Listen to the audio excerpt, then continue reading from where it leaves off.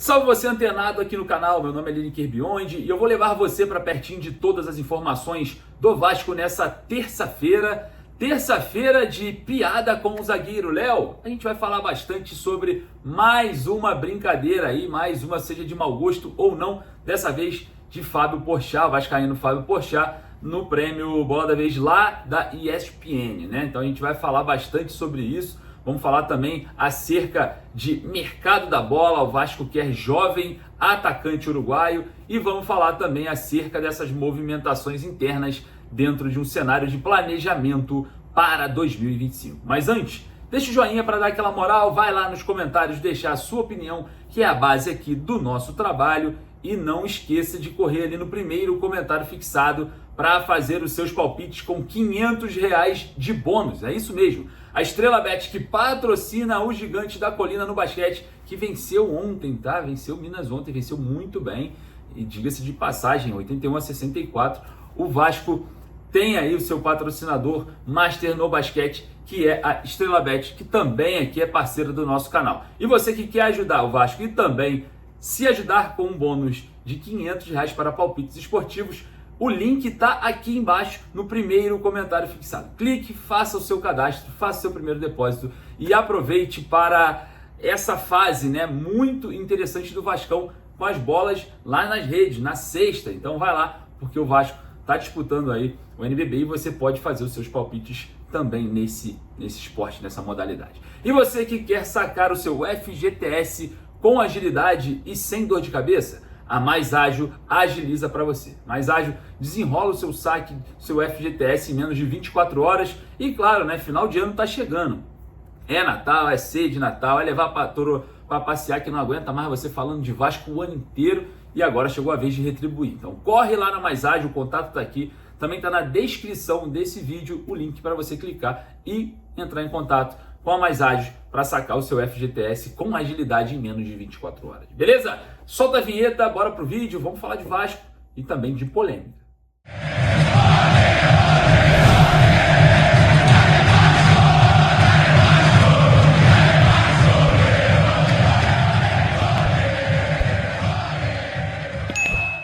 Mais uma vez, um humorista se direciona ao zagueiro Léo acerca de uma situação, pode ser delicada, pode ser levada ao lado da piada, enfim, a gente vai ter que discutir isso daqui e, óbvio, eu quero saber a sua opinião acerca disso.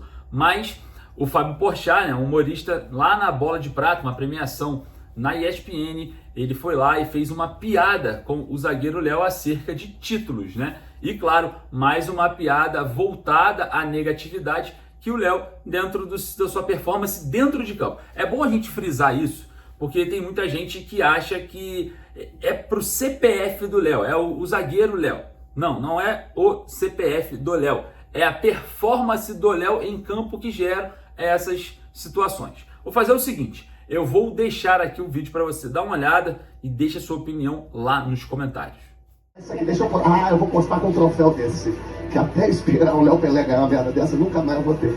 Pera aí, olha. Bom, situação, no meu ponto de vista, o Fábio Porchat não está errado, dentro do cenário da piada. Se é um momento, se não é, se ataca um jogador específico ou não, aí é outra situação. Mas você tem alguma esperança de ser campeão com o zagueiro Léo na zaga? Eu particularmente não tenho. O zagueiro tem 2 anos aí que vem fazendo o torcedor não suportar mais a presença dele em campo. E diante de um cenário, né, que o Felipe se transforma em treinador interino, agora volta como diretor técnico, ele deixou claro numa coletiva, o Felipe deixou claro que quer contar com o zagueiro Léo, que o Léo é um zagueiro canhoto, com potencial, veloz, enfim. Então a situação já começa a fugir de algo sustentável. Primeiro, o torcedor não tem mais paciência com o Léo. Não tem mais paciência com o Léo. Se o Léo acertar 35 passes numa partida e errar um, o Léo vai sair vaiado. O que seria melhor para o Vasco e para o Léo nesse momento?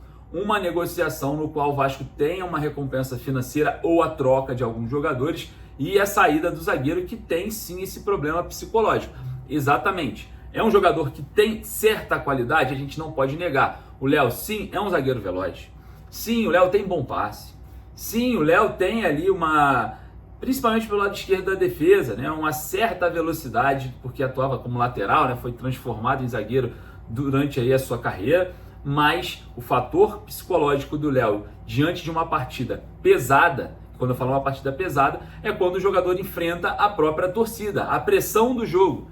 O Léo não tem condições mais de vestir a camisa do Vasco por conta desses fatores. O Léo, ele sente o psicológico o tempo inteiro, ele sente a partida pesada. Se a torcida do Vasco cobrar do início ao fim do jogo, diante de um cenário hostil, de uma temporada difícil, o Léo vai jogar mal do início ao fim do jogo. O Léo só joga bem quando não se tem pressão. E isso é fato, e isso a gente observou e a gente vem observando.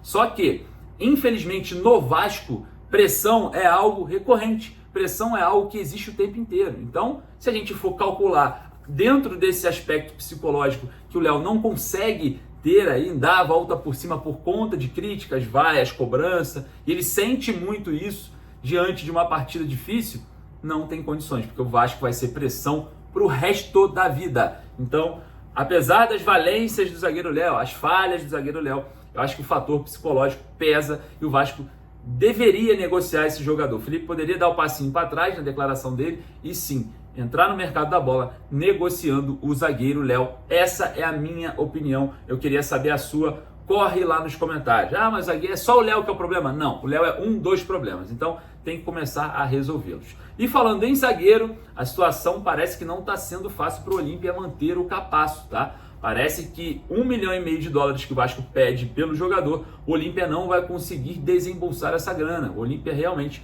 tem uma dificuldade financeira muito grande e é muito capaz do Capasso, a chance é muito alta do Capasso voltar ao Vasco por conta desse empréstimo, né, para o Olímpia. E o Vasco, obviamente, deve realocá-lo, né, deve emprestá-lo novamente para outra equipe, ou até mesmo negociar algo com o Olímpia acerca, né, desse empréstimo, prorrogar esse empréstimo, ou o Capasso ficar em definitivo dentro de outro tipo de negociação, porque $1,5 milhão está pesando para a equipe paraguaia. Parece que a dificuldade financeira pesa nesse momento em que, sim, o Olímpia quer muito o Capasso por conta da performance dele na última temporada e a gente observa, né, essa dificuldade financeira de longe diante de um cenário, se é hostil ou não para o Vasco fazer uma venda, uma troca ou realocá-lo por um empréstimo para outra equipe, eu não sei. O Capasso divide opiniões na torcida vascaína acerca desse retorno, até porque a zaga do Vasco foi um grande problema em 2024. Então, eu queria saber a sua opinião também. Vai lá nos comentários o que você acha sobre uma possível volta do Capasso, algo que parece que não está nos planos. É só para a gente ter aí o termômetro do torcedor diante desse cenário difícil financeiramente falando do Olímpia do Paraguai. Bom, a minha opinião é o seguinte: o Capasso também tem as suas valências, o Capasso tem as suas qualidades, mas não deu certo. É um jogador que tecnicamente é muito inferior àquilo que o Campeonato Brasileiro exige principalmente. Então, apesar de ser um jogador que está em desenvolvimento, é jovem, vem fazendo boas partidas, ainda é insuficiente, na minha opinião, uma atuação direta do Capasso nas competições nacionais e até mesmo internacionais diante de um cenário de montagem do elenco do Vasco, tá? Não estou falando do Olímpia, ele jogou muito bem aí as Copas, né, sul-americanas, então você observa uma valência no Capasso, sim, um jogador em destaque no Olímpia, mas é insuficiente para uma montagem para o elenco cruz-maltino.